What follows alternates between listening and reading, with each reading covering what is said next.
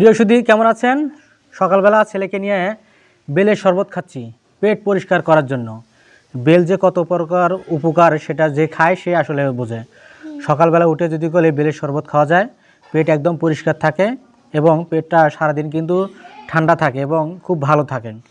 বিশেষ করে যাদের পেটের গণ্ডগোল আছে, মহা ঔষধ হিসেবে কাজ করে। কিন্তু যাদের আসলে কৃমির সমস্যা, এই নিরাপদভাবে এবং প্রাকৃতিক উপায়ে কিন্তু এই কৃমি ধ্বংস করার জন্য আমরা কিন্তু প্রতিনিয়ত বেল খেতে পারি। বেলে প্রচুর পরিমাণে কিন্তু পুষ্টিগুণ আছে। আর বাজারে কিন্তু বেল প্রচুর পরিমাণে কিনতে পাওয়া যায়। আসলে বেল যে কত উপকারী সে খায়, আসলে সে জানে।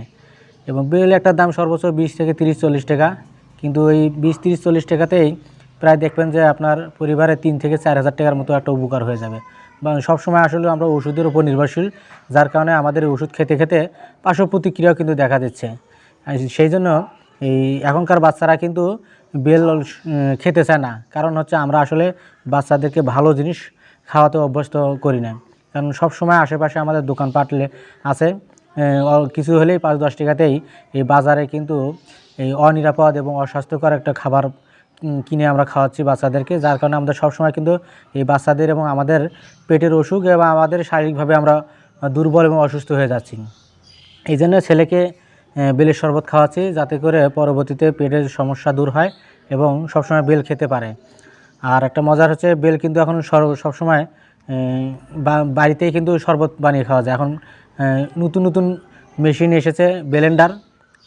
আগে কিন্তু বেলের শরবত ওইভাবে করা যায় না, হাত দিয়ে আসলে বেলের শরবত করা লাগতো। এখন তো বাড়িতে আমরা একটু গুড় মিশিয়ে পানি দিয়ে ব্লেন্ডারের মাধ্যমে শরবত বানাতে পারি। তো প্রিয় বন্ধুরা, আসুন আসলে বেলের শরবত খাই প্রতিনিয়তই। দেখবেন যে আপনারা প্রতিদিন সকালবেলাটা কী খান, এই পরোটা খান, ভাজা পোড়া যে কোনো জিনিস, দোকানের খাবার খেয়ে আমরা সকালবেলায় কিন্তু এই পেটের অসুখটা সৃষ্টি করি। এবং পেটটা কিন্তু সকালবেলায় খালি থাকে।